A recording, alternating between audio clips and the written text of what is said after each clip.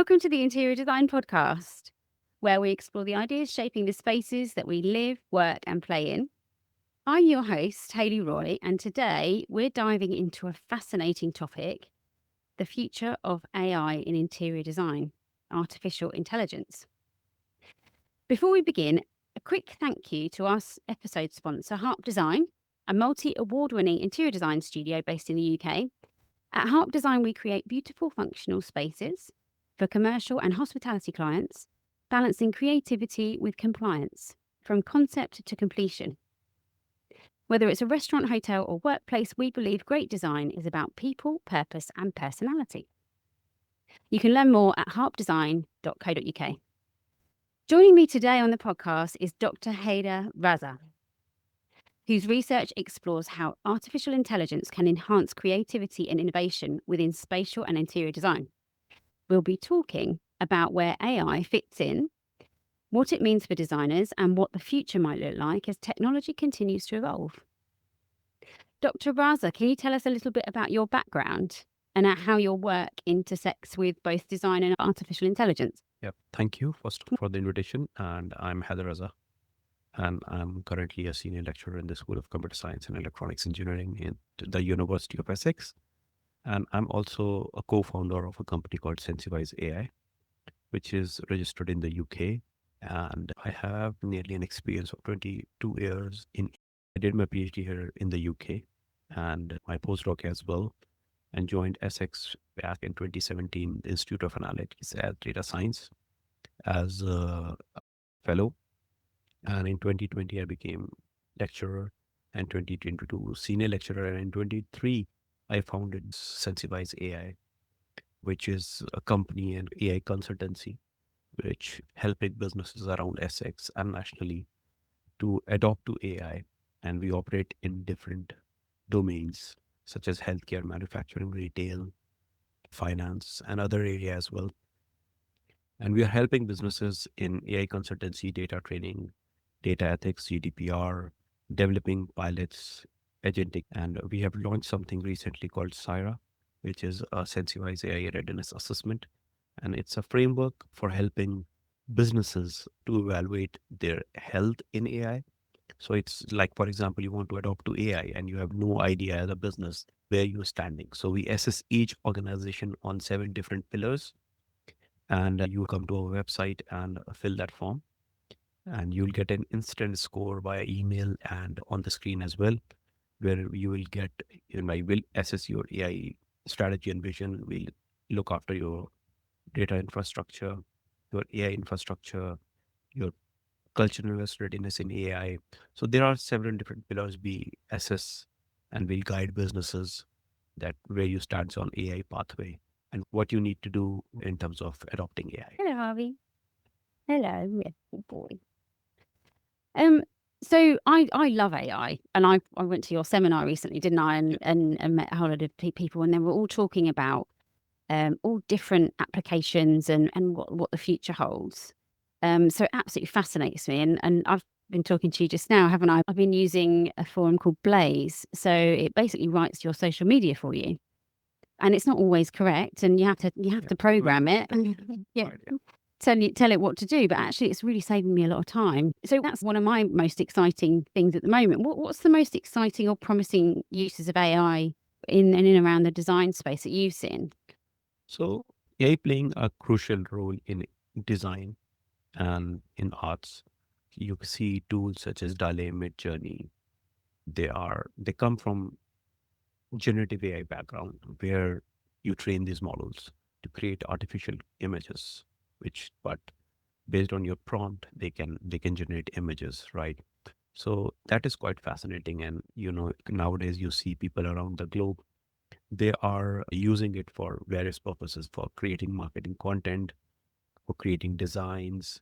And my brother, he's an architect, and when I talk to him, in his area as well, people are using to create new layouts. For example, an interior designer, let's say, right? They have a limited knowledge. They get it from their college, university, and from work. They meet different clients. But imagine you have an interior designer whose knowledge is, summarized from 10 or 100 different interior designers, right? So that's the power of AI, because AI have been trained on the knowledge which is present in this world.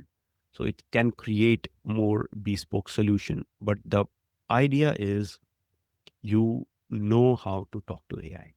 That's the challenge. And that's area is prompt engineering, where people teach you how to write a query or how to write a command so AI can generate content for you. Right. So that what designers need to learn, I believe, that how to talk to AI, because AI is a kind of a bot which you would ask, it gives you. But if your query is not clear, it can produce anything. So Mm. in terms of a layman language, AI says, if you give me garbage, I'll give you garbage. Yeah. Right. So if I am not good enough to communicate what I want, AI can't generate what you want. So Mm. you have to be very specific Mm. to AI that what you want in return. Right. And that people need to learn. And it's a part of co-adaptability as well. Like, for example, day one, you can't learn that. But the more you use AI, the more people will adapt to it. Right. So for example, I have seen now grandmas and the people who are 70s, 80s, they are using ChatGPT. So if you install ChatGPT app on your mobile phone and you press a button, you can talk to ChatGPT, right? And people are talking about anything, right? And initially, when they start their conversation, they sometimes are not very clear in communicating. But as the day passes, what happens? They know that if I frame my query in such a way, ChatGPT will better. So it's co-adaptability that we are learning. Mm. AI learning us, and we are learning AI. Mm. So this My 10-year-old son can speak to Alexa better than I can exactly my because daughter. he's Like just grown up you with won't it. believe my daughter. She was one when she started saying some words, and from 1.5 years she started learn Alexa, because my elder daughter, she talked to Alexa, and in her own words she talked to Alexa, right? So it's quite fascinating. You see that how people are adapting to it. She can handle iPad. She's just 3. She can handle iPad better than like few people, I can say. Right? She know, and she's quite fast. She play games, and it's amazing to see. It's so cool, isn't it? How the kids are adapting to it. Love it. Ah, sorry, I had to pause there That's because okay. there's a computer making lots of noise. I didn't know if you could hear that. Sorry about that. Right. So your recommended software would be Dahlia. Is it Means yeah, Dahlia? it's Dale. Dali. Yeah, means Still haven't it's used. I haven't still yeah. I haven't mean tried it's that. a model. It's a vision model which create images for you. Hmm. And you see now the tools which are available in the market. At the back end, they are using such any tools like Mm. the brain is that, but you can create an interface. So there are multiple models coming from every big company like Google, Microsoft, Amazon. Are they all Yes. going back to ChatGPT? Is that how it works, or is it a similar? No, It's not. no. It's its own thing. They have their own infrastructure, Mm. their own architecture of the model. Some are good in something and some are good in other things. Right. So, yeah. So there are different models. So you need to decide what you are doing. Mm. See, I love ChatGPT, Yes, it is. and Because it's the point is that, still, if you see that narrative, people often say that, like, for example, if you want to search anything, you don't say, I'm going on search engine to search the thing. I say, Google it. Right. So, although Google is just a platform to search, right? Same with, engaging with generative AI or LLMs, it's ChatGPT, because mm, they did marketing such a way that whoever thinks of generative AI, they think of ChatGPT first. of Right. course, yeah. Yeah. So It's very exactly. clever. Very clever. Um, have you seen AI positively transform the design process? Has your brother showed you anything? Oh yes, of course. Yeah. So I remember like he used to work on CAD software, and then he moved to BIM, and now he's working as a BIM architect. And he told me that every industry, within his industry, there are some industries, and people are adopting to AI. like to create to do tasks which can be automated through AI. So yes, he said his industry is quite welcoming because they are creative people and they love to adopt to AI because what people can't do, sometimes AI can do for you, right? As I've told earlier as well, that you have limited knowledge, but AI don't. Yeah. But you need the right skills to talk. Yeah.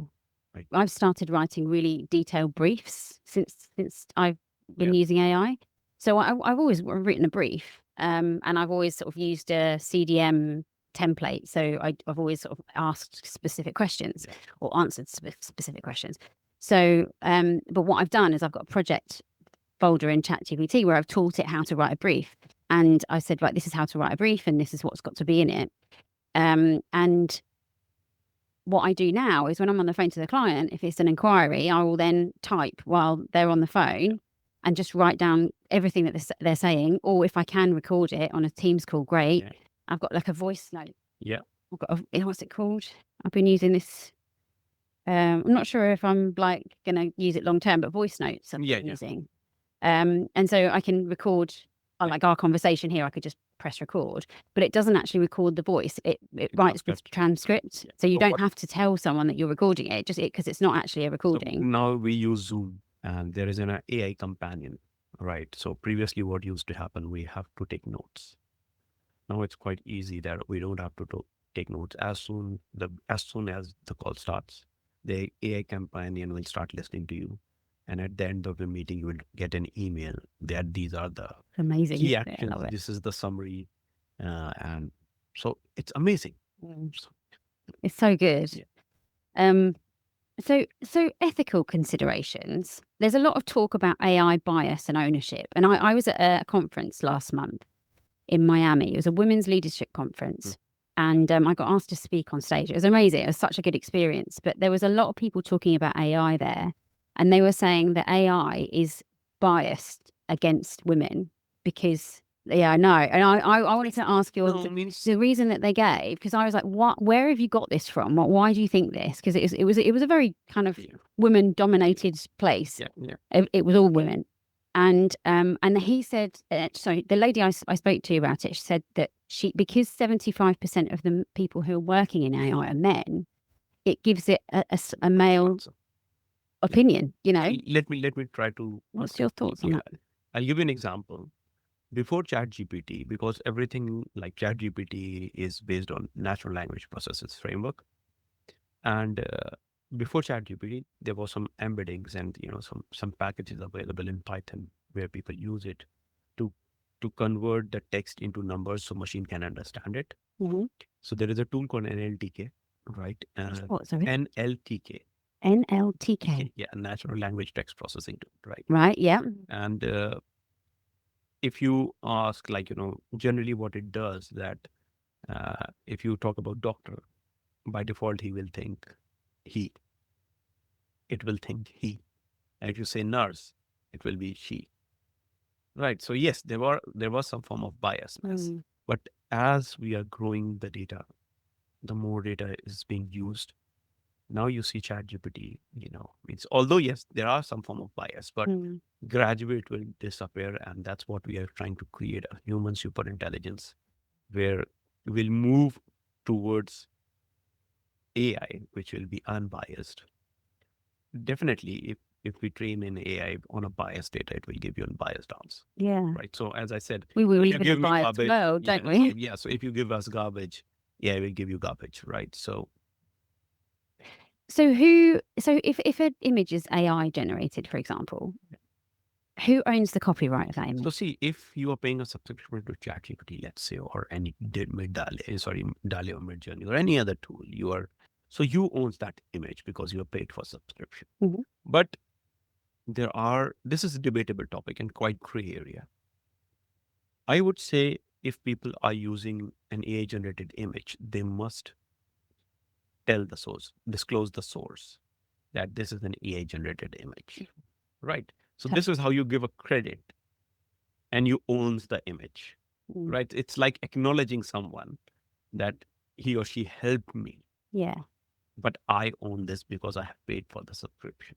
Mm. Right. So, like, for example, we own a piece of land, right? We have a form of registry which tells that this is my property, Mm. right? But although it's not our property, it's created by God, or even though it means by somebody, a superpower, right? So things like that, like, Yeah. so I think a disclaimer would be an ideal option. That, sorry, I was loud. Yeah. No, no, no. That was me. So, I'm sorry. I kind of went like this, uh, but it was because my tummy was making a funny noise. so I think a disclaimer is a good idea where you Yeah. you tell the source that this image is an AI generated image Hmm. and you own the image because you paid for the subscription. Yeah. Yeah. I've been doing it with projects, and in some projects it's winning, and in some projects it's failing miserably. And actually, what I'm doing is I'm saying to the client, I'm just checking in with AI at this point, because what I'm doing is adding the brief into AI, Yeah. and then AI is then I'm using ChatGPT, and then that's coming up with an image. I did a wedding shop recently, and I came up with a whole load of images, and she loved them. Like, she really loved them. Then I did an office, and it was an absolute train crash. And I haven't sort of done it as this is my work. I've Mm. done this as I've just put the brief into and the concept board into AI to see what it would come up with. And actually, it's really interesting how it's getting better It all will the get better. I time. told you, means the days will pass, it will get more trained, right? So Mm. if you, let's say, let me give you an example. Like, for example, if I'm generating an AI image, I give that I need these type of pillars in my image, let's say. And if I say that, I need these type of pillars in my image, Hmm. AI generates those pillars, and I said inside each pillar, write this text. Hmm. Let's say in one of the pillar it made a mistake, and if we tell to AI that correct it, it will struggle to correct because means there are some limitations which will overcome. So why these companies are releasing the new versions? Because they are facing the challenge, they're getting the feedback, and their engineers are trying to overcome these challenges to Mm. create a better solution. Right. So yeah, that's my point. Yeah, cool. That's amazing. So, do you think AI could unintentionally erase cultural identity in design if you're not careful? Absolutely. Right. For example, how where these AI models were trained? US, right? And some of them Europe, right? And let's say if they collected the data, right? And the data they collected to train this AI avoided African boundaries, let's say Asian culture, for example, and it's trained on total Western media data, for example, and you ask an AI to generate the content, it will be creating the content which is, you know, more aligned towards Western design, identity, culture. Think that a people sitting in Nigeria or somewhere in Sudan or maybe in Sri Lanka or India, they want to use that model. The design which Mm. created will not capture their identity, right? So that's what, again, we are coming back to biasness. Hmm. And over the time, this biasness will disappear. It Yeah. will not go completely, but it will get better and better and better. What was it? I heard as well at your conference that when you pay for ChatGPT Yeah. or anything, it doesn't store your data or use your data to develop. But when you don't pay, Yeah. it uses your data to Again, this is develop. a very gray area, right? As we say, this phone which we are having, they don't listen to us.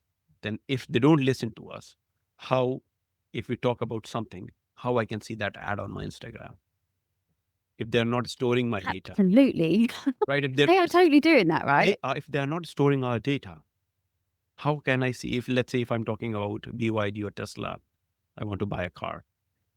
The moment I open my Instagram, Facebook, anything, I'll see those ads, right? So this is a very gray area, and means, I don't want to be political, but Mm. this is quite political topic that Mm.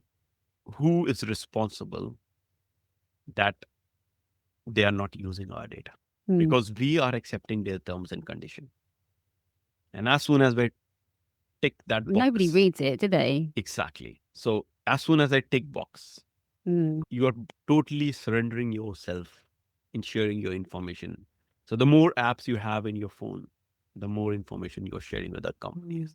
And you never know whether they're using your data to train the models or not. You have private pictures, you have your kids' picture. You don't know means sometimes you have your concepts, your designs. Mm. Everything's digital. Yeah. It's all accessible, isn't it? Yeah, so means Scary. you took a picture on the paper. You created a design on the paper. Mm. You said, okay, I may lose this paper. I take a picture.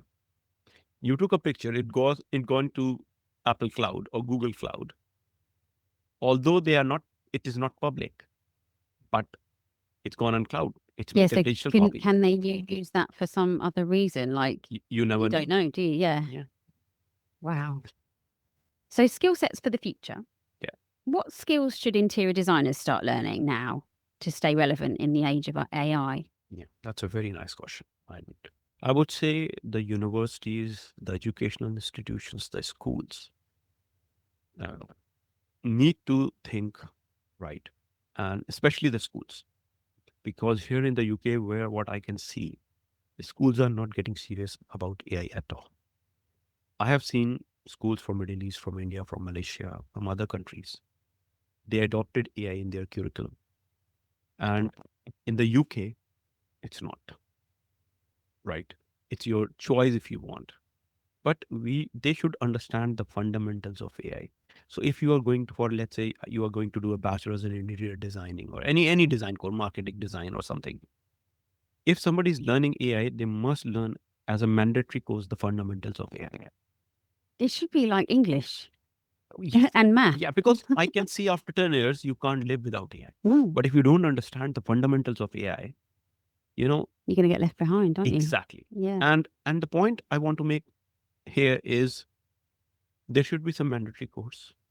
Apart from that, learning the fundamentals. What is AI? Let's say, what is AI? It's AI, if I talk very general term. It's a science about creating a machine which can act and think like human. Mm. That's a more bookish definition, right? Yeah. And which covers everything. For example, robot. We are designing robots. They can. Why we are creating? Because we want them to act and think like human. Why we created ChatGPT? Because we want them to act and behave like human. We want an easier life. And Right? talk Why? about Yeah. making life easier, isn't it? All the time. Why doctors are using AI assisted models to diagnose, let's say, cancer or radiographs they are using. Why they are doing so? Because they want a knowledge, a perfection which human can't learn, but a machine can. So the task become easier. Mm. So that fundamentals need to be, you know, understood by the kids in the schools, in the Mm. universities. That and what is the science behind it? It's a data which we generate is given to the system, to the machine to learn from that, Yeah. right? And it's about prediction. It's about creating new content. It's about generating arts. So what AI can do? AI can do everything, right? But we need to we need to embed this culture that you can't live without AI in next Mm. coming year. Absolutely. Yeah. I do think for in terms of interior design, I'm using AI in InDesign. Mhm. Uh, and I've used a lot of programs like BIM software, and I find that BIM software is way too big Yeah, for what I'm a doing. very big area. Like I don't need. I know if I can, I use AutoCAD, and all I need to do is draw it, and then I've got a visualizer who'll put it into Yeah, a visual. And in my opinion, I think that job is going to be the first to go from humans to AI is the 3D visualization. exactly. But the actual high level kind of interior design, which is the bit that I love, and it is the bit that AI can't do. It's not got the emotional side. It's not got you can't walk into a space and feel what needs to happen. So I think that intuitiveness and the emotional side of it, Gradually, it will. interior designers are needed for that. Yes, gradually it will come, I would say, Hmm. because the more data will be available. What is the emotions? Emotions is what human feel, right? We are trying to create machines which can understand emotions as well, right? When I was doing my PhD, there was a fellow PhD student who was trying to recognize the emotions through brain signals, right? So it's not that people are not working; people are working, and gradually we will we will come over there. So means I don't want to you know disclose, but there is one client for whom we are working on, like there are CCTV cameras, right? And they want to, means that's their requirement. They want to understand the emotions of the people who are entering the store or a mall, Wow. so they can use it for marketing, for Well, sales, yeah. And then right? if you know somebody is 50% of people who walk in are really upset, or that's probably a really Yeah, general word, upset, but like anxious, yeah. then you So could maybe put something in place to and make it them feel more yeah, comfortable. Yeah, and it yeah. involve multiple steps. If I talk about tech, we need to identify a person over there, which is we done through some object detection models. Then we crop their faces, and we train models on emotions, and we can basically we can identify that who's happy, who's sad, who seems stressed, who means these type of things. Mm. So this is what we But are I doing. think I've sort of picked that up from you when I've Yeah. spoken to you before. But in terms of, for me, I like having learned a lot from you and from other people in AI, is that I feel quite comfortable in the fact that I'm not, my job's going to still be there, because actually it's the bits that I don't really like doing that AI is picking up. And it's the creative side of it, because AI can't be, it can't be as creative as a human, can it? Because it copies everything. So Exactly. everything that it does is a copy Yeah. of something Let else. me give you one more example. What we have recently did is, like as I told you, Sensiwise AI do agents. We create AI agents as well. Hmm. So recently, one of the Colchester-based local person, he do a lot of electrician work related to, like related to electric and other fittings, these type of things. And he said, Heather, I have a challenge. I said, what? He said, I work 9 to 3 on site, and I have to spend after 3, sometimes to 6 to 7 to answer my emails, to schedule appointments, to arrange my diary, to respond to texts. Can you help me? I said, yes, I can. And we have recently designed an AI agent who reads the email, reads the text, and schedule his diary, book appointments, and just what he need to do, he just need to say yes and no Hmm. for the job. And so he said, you won't believe the thing which we means he used to do in 3 4 hours can be done in 10 minutes. That's brilliant.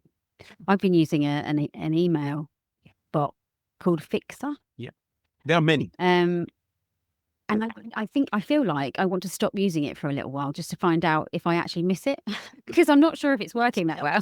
So see, that's what I'm trying to say. There are multiple ways, like there are multiple products in the market. Mm. Some are good in something, some are good in other thing.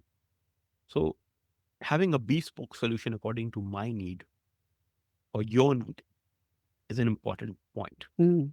Because if a client come to us and say we need this thing, although I was using, let's say somebody's using Zapier Mm. to means read the emails, right? He said Zapier is doing good, he's reading my email, but what about sending or booking the appointments, and can you do this? So we have to build another thing. So it's all about how we pull everything together to create a customized solution. Yeah, definitely. That's an art, Yeah. right? So programming AI is part of an art as well, where everyone have their own perspective, where you how you design a solution. And once the solution you created is helping someone feel comfortable, and they feel very, very, like, grateful to us sometime that, you have done something great for us.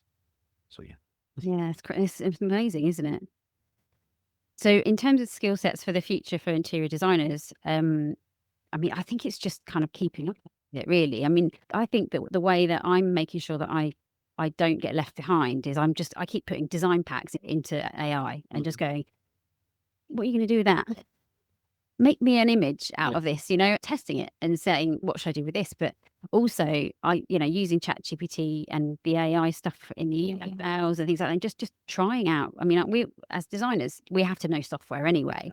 So, it's just making sure that you stay up to date with the software and you use it. It makes things sound amazing, and get it to check you.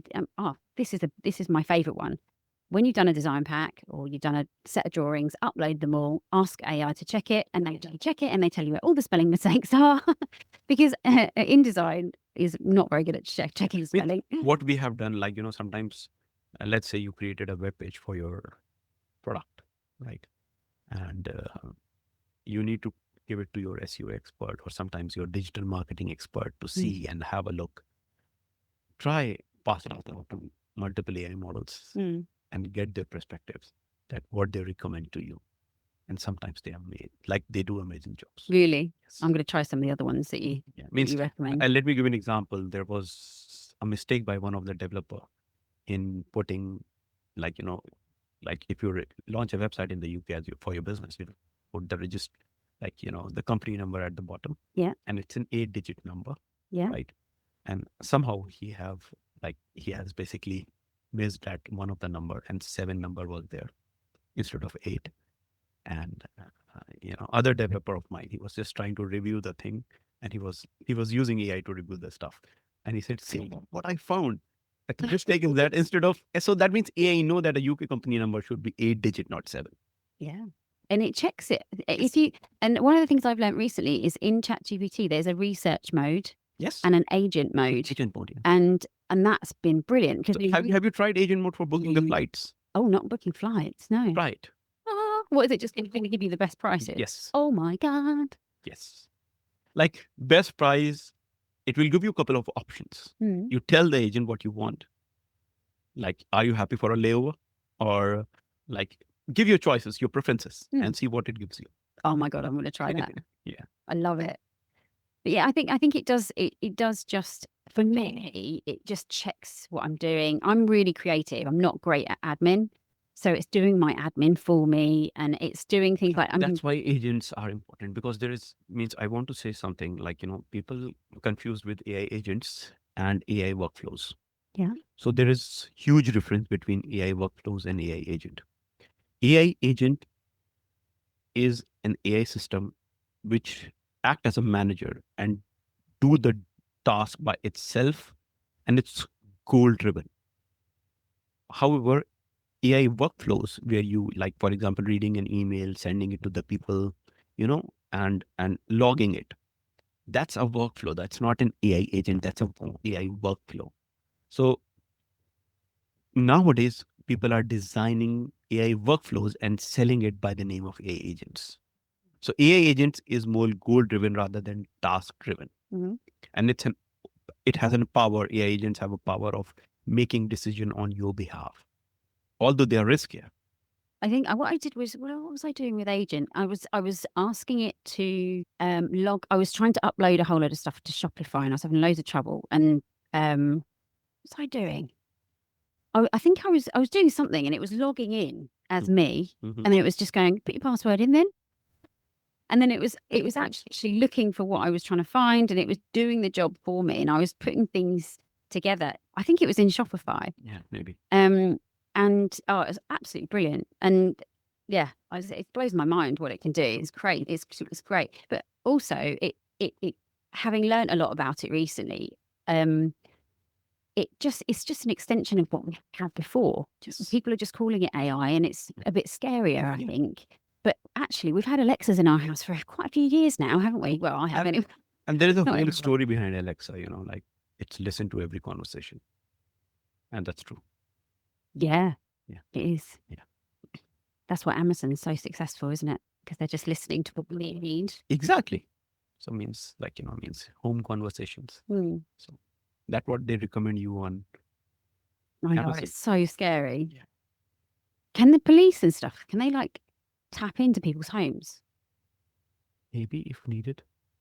You would be able to, wouldn't you? Like technically, if you had Please, if you like had for Amazon on your example, let's say, like for example, there are Alexas, there are mobile devices. So you need a power to listen to them. Hmm. But if they need, I think they can do. Oh. But they need support from the service provider to do the job. Yeah. So if the police had a suspicion that something was going down in Yeah, somewhere, yeah, they'd be able to tap into phones and definitely. that's amazing, isn't it? Like, is it good? I'm not doing anything wrong, so it's fine. But Yeah. if I was doing something Just wrong, probably about stopping the crime. yeah, it's really good. So, where do you think that AI currently falls short in the creative process? Understanding, like, fall short, like I would say, it's going to be improved over the period of time in creating more bespoke solution, more customized solutions. I think people need to also learn how to talk to AI, Hmm. right? So it's like blaming other that you can't do that. No, I can't do that, but you tell me what to do, right? So the more data we gather, the more AI will become better. So it's very challenging to say at the moment that Hmm. where we are falling short. We are not falling short. Gradually, it will improve. Yeah, yeah. I mean, I don't think in terms of from an interior design perspective, I don't feel threatened by AI at all. I actually think that it's making my job easier. Fine. And Treat it as a collaborator rather than your enemy. yeah, It's a collaborator for you who can ease your task and give you knowledge which you don't have. Treat it as a friend. Means I know some people feel scary about putting personal information, but you have so much digital presence. one of my friends is gone to court recently, Mhm. and she didn't get a solicitor, and she's used AI AI to help tools. build her case. And it's been brilliant. You know, she's got law, and I don't know if I any have all of it is correct, but it's given her something better than she would have had before, you know? so what I have heard from a couple of my friends in London, they got parking tickets and these, and they asked AI, how should I get it waived off? Give me the clues, and they did it. They created a response which is quite obvious and looks so so personal that yes, it may happen, and it get waived off. Amazing. Love it. What aspects of interior design can never be replaced by artificial intelligence, in your That's a opinion? very tricky question. So I would say creativity. Like it's creativity is there, but human creativity, can you think anybody can overcome it now? Means I would say means as I said earlier, treat it as your collaborator, and it will take time to means we can't create super intelligence, right? We are going towards it, but you never know how far it is. Maybe 50 years, 100 years, or maybe 5 years, right? It's a debatable topic, and in especially in design, can you replicate Zaha Hadid designs? Means AI can do means definitely those designs are which are available in the market. You can train the model, but he can create something new, Hmm. which was never existed in this world. So That yeah, I completely agree, and I think that there'll be an element of you know, cookie cutter yeah, of like, some people will want something that's quite generic. yeah, So then that's fine. You know, if you don't want an interior designer, that's absolutely fine. But quite often in my designs, I find it quite difficult to create concept boards. yeah. And AI is helping me do that because They're brilliant in it. yeah. Yeah, So what I'm doing is I'm like, well, I want that, but it's not that. It's that with that in it and this and but but it's got this in it, but that doesn't exist, and I haven't got a photograph for that. And I can't find one anywhere. So then I go to AI and I say, please put that picture. So I take a picture of the interior and then I say, make that interior look like this. And 9 times out of 10 it gets it wrong, but once out of 10 it's getting it right, which means that at some point that's going to help. except I told you it can be 5 years away, it can be 50 years away, it can be 100 years away. Mm, You never know like when it can be, yeah. because technologies are building so fast. Can you imagine my grandmother thinking that there will be a machine who can create images? Like if I like when my grandmother was, let's say, was young, if I say, I mean, I'll be going to the UK when you'll get old and I'll do FaceTime to you. So, she will say, stop talking rubbish, right? So That's what we saw on Back to the Future, isn't it? yeah, so Back in the day. no. And then now everyone's doing it on the TV and everything. So it means we don't know what's coming next. Yeah. But at the same time, I was watching something on Amazon the other day and I was just like, the guy said, and it was an old program and it was all about, I think it was all about something about work, the future of work.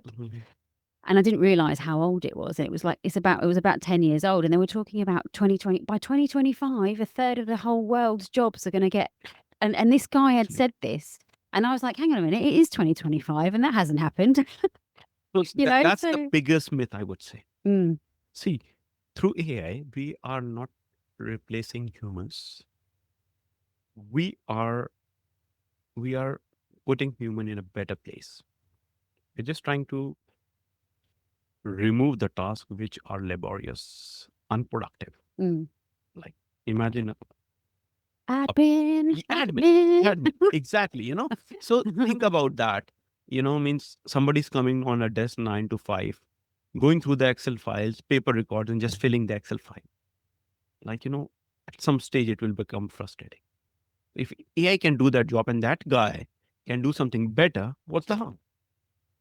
Absolutely. So When you speak to clients, are they, and I'd quite like to answer this as well, because I think I'm interested to hear what you're going to say, but I'd quite like to put into this as well. How are clients reacting to AI in design? Are they more excited by the tech or are they wary of it? they're excited. Sometimes some of them are worrying as well. Like some of them worried, right? In terms of, so the thing here is very expensive and it is not. If you design the solution right, it can't be, means don't think it's very expensive, right? I have seen, like, if let's say you have a problem in your car, you take it to the garage, you get thousands of pounds of bill, right? If you invest in developing something in AI which cost you £1,000 initially and which will last for 10-15 years of saving your admin time of so much, right? So you have to think of return of investment, right? So that's what I'm trying to say. Means people are scared sometimes and they're not very well informed, right? That's why we are filling this gap. So the framework which we designed, I talked initially about Syra. So we ask our clients to come to the portal, fill the Syra form, which is our AI readiness assessment, and we'll judge you where you are and we'll guide you that what you need to do to become AI ready. Can anyone go onto your website? Yeah, and just get it. So if our anyone's basic plan is free. Yeah. And the standard plan is, it's very cheap as well. It's like, for example, for SMEs, that's going to be around 2,000, 3,000 pounds. Depends upon what type of SME you are. So if you want to know about more, you are curious, yes, I have this. Let's say you scored 70% on 5 pillars and on 2 pillars you scored 30%. And curious that, I want to know why I am lacking behind, why I'm 30%. Come to us, talk to us, we'll guide you. We cannot make it free, definitely, because, it's our experts who will guide you. They need to get Nothing paid. is free. Yes. So they need to be get paid. So that's why we kept it so reasonable. And it's not that we decided the price. We engaged with our stakeholders and we basically, we decided that, do you think this price is affordable? So yes, people say yes. And then we have decided the price. And we are getting good response. It's not that bad. But yes, over the time, we are expecting to see more responses and people want to learn AI. Yeah. Do you, I mean, in terms of my experience from clients, I've had clients come to me with AI images now. Yeah. And saying, I think I want this, but I don't want it. But AI has come up with this for me. What do you think? Confused. And I've ended up in a completely different place to where AI has, because I've got to know the client and I've spoken to them and I've used AI to generate some images for them in that process. But I'm using AI as a tool to deliver something that's in my head rather than something that's going to give them what they need. And but other people are completely the opposite. There's certain people who do not want to have a Teams call with me because they don't know how to use Teams, and they just want me to come and have a meeting with them. So there's like this big gap, and it's getting bigger, where there's the tech people and the younger people, but Gens. also you know, and all the millennials and but then there's the older people who are just like, I just want to talk to a human being, please, and that's becoming a luxury, isn't it? Talking to a There are human. multiple factors behind it, right? Means people need human to talk, right? So there was a very famous, like I attended a training, and they said to us that, once you meet the client and you prepared a proposal, never send it through email. Call them on a call and Oh discuss God, the yeah, promise yeah. and see that how the chance of converting that client would Go and increase. see them even better, yeah. Exactly. So Talk that's them what, through it. sometimes those people want. They are confused. And it's not about, they don't want to do it because they don't know it. So you have to go with and start from very basics. Understand their requirements and don't make false promises that I'm going to change the world. Just fix their basic problems and gradually build the solution. Yeah, definitely. Right? Because what we have seen in healthcare, that whole healthcare will be transformed through AI. And people are there. So let's say there is an old lady for which we have designed some solution. She is saying that, okay, I have to log all my details, what time I took my medications, what time I ate food, what time I wake up. But, I don't feel motivated to to log into this machine and do this stuff. Can you design something more creative? Because I love playing games on my phone. We created a game through which she can log her everything. Is she happy? She's extremely happy. Do you know what? I went in the gym the other day. They've updated David Lloyd in Colchester, and I don't know if you've seen this, but they've got this like a sit up machine, right? Yeah, yeah. It's got a thing across Yeah, your yeah. chest, and on the screen you log in with your card. And I was a little bit annoyed because I was like, I just want to do a workout, and they've got these new machines, and I can't use it because I've got to log in and do something. Anyway, I logged in, I got over it, and then I started using the machine, and I pushed it forward, and there was like a little dot on the screen. It was like a little line, Yeah, yeah. and you have to like get the dots in the line with your Uh, with your sit up. so And I was like, I feel like I'm playing a computer game. it's like gamification. What Yeah, they are trying to do, they are trying to build the motivation, because if you'll focus on the task, let's say I'm focusing on the task, I'm trying to pull up a machine or I'm just trying to do something and I'm not very keen to do, but if there are some other thing, they are converting, they are diverting the mind in some other task, but subconsciously they are doing this task, yeah, right? So yeah. psychology, so Makes it easier. that's why in the university as well, when it comes to AI, we have to think how it will be adoptable, like, whether people are going to adopt it or not. That's the point. And especially in healthcare area, adoptability is a big issue. Mm, People don't adopt. yeah. Especially older people, because Exactly. most people are older, aren't they, in healthcare?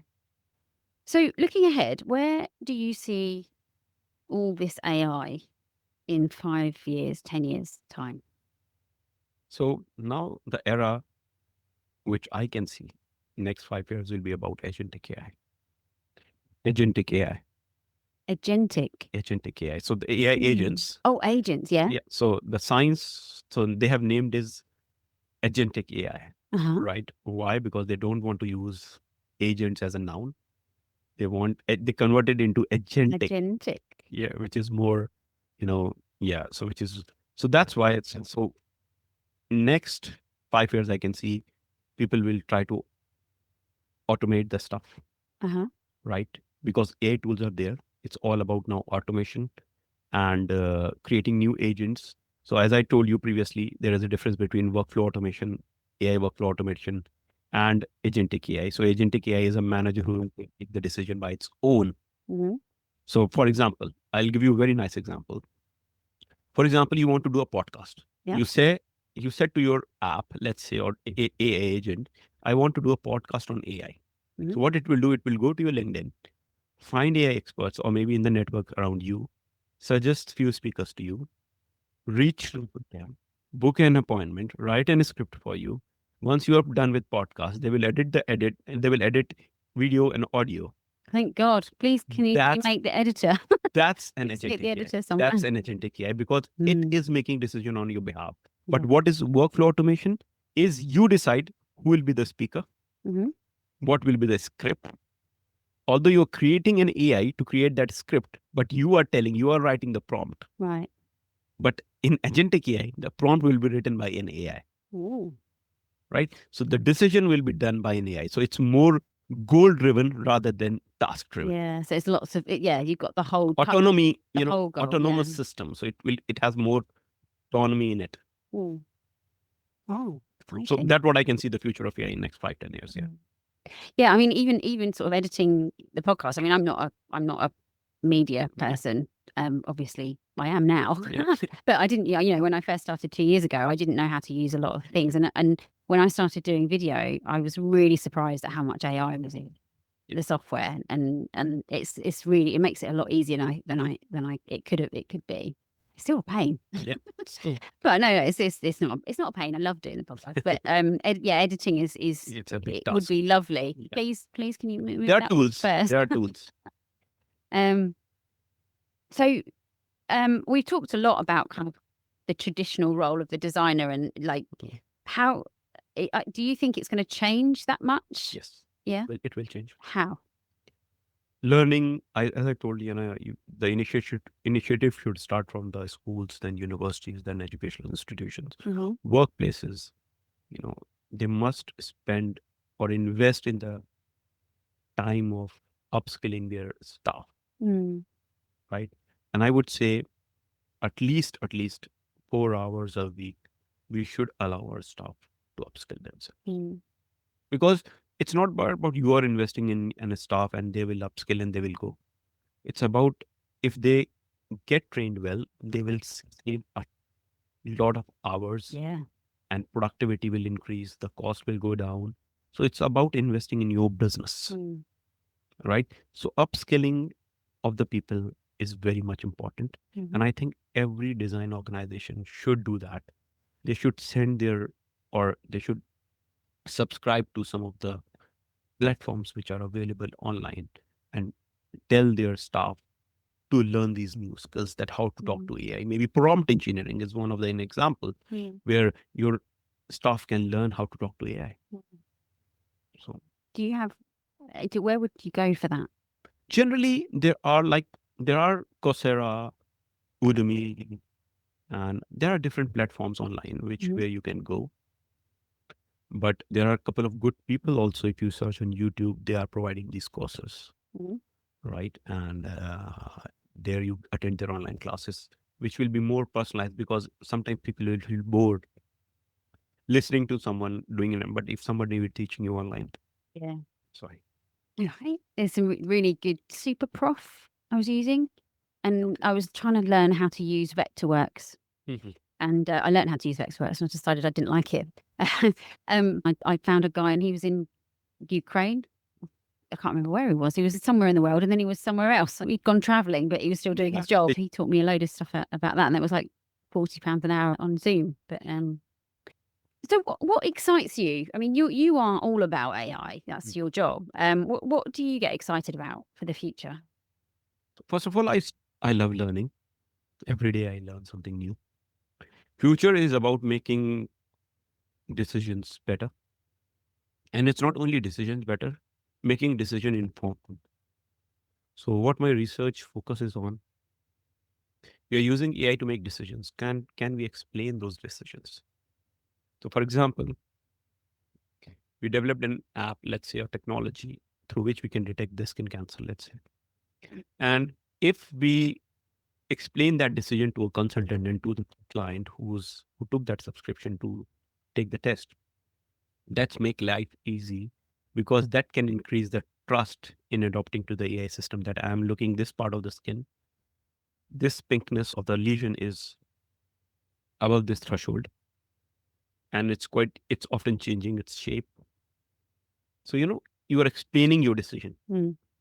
and that's where I'm fascinating. I'm excited about it. That putting those abilities in any AI system, and it's not only in vision; it's about in languages, and that's where I feel I have to make contribution. And it's not me only. There are a lot of people are working around the globe. If it can improve the healthcare and make it less expensive to do because there's less people involved, then Imagine a consultant is coming and looking at the radiograph, and that radiograph, let's say that consultant took 20 minutes to diagnose something, for example. But that image you fed to an AI, and AI make a decision in 2 minutes or maybe in 20 seconds and give you an explanation as well. I'm saying it's cancerous image because of this reason. yeah, it's Instead of seeing quicker. one patient a day, I'm sorry, instead of seeing 8 patients a day, they can see 50 patients a day. Yeah. Yeah, which will absolutely make everyone's life better. So what we are struggling in NHS is the waiting time in every department that can be reduced. Yeah. If you could give one piece of advice to designers who are nervous about AI, what would it be? Don't shy. Don't be shy. Don't be shy. Yeah. Just jump and enjoy, learn every day. Yeah. Start from basics of AI, then prompt engineering. Learn different tools because in coming days you can't survive without tools. Yeah. That's my advice. So last thing, quick fire round. AI or intuition? AI. Favorite AI tool right now? Favorite AI tool. Napkin.ai. Gamma. Gamma. Paper sketching or digital render? Both sometimes. Yeah. It depends upon what you are trying to do. Yes, agreed. What's one word that you would describe the future of design? Future of design. Like bringing emotions in design. And like it's not like emotions and tradition, like people need more personalized designs. Oh, that's so what I'm all about. Right. So hopefully in the future we'll see those things. Yeah, I mean, I think some of the trends are all about that. The trends over the last couple of years have been all about it's all about you, and trying to dig deep into what your brand is. Like if you're working with a business for an interior design, you've really got to dig deep into what they're all about. What message are they trying to convey? And if they don't know what that is, help them find out what that is. Exactly. What their why is. People are investing a lot of money in creating brands. Right? Like let's say you establish your brand, that means you have done half of the job. Well, everything else just falls into place after that, doesn't it? That happened with ChatGPT, as I told earlier. Yeah. Means they are the first one, and they created such a brand. Yeah, and it's so simple. Yeah. Do you know what? It's really funny. On my Google, I log into certain things all the time, like my quoting program and my accounts program, and it all comes up in little boxes underneath. They do everything except ChatGPT. It's really funny. And I wonder why. Dr. Raza, thank you so much for joining us and sharing your insights on this exciting topic. And thank you for Harp Design, our sponsor, transforming commercial spaces with creativity, sustainability, and heart. If you enjoyed today's episode, follow the Interior Design Podcast on your favourite platform and find out more design inspiration at harpdesign.co.uk.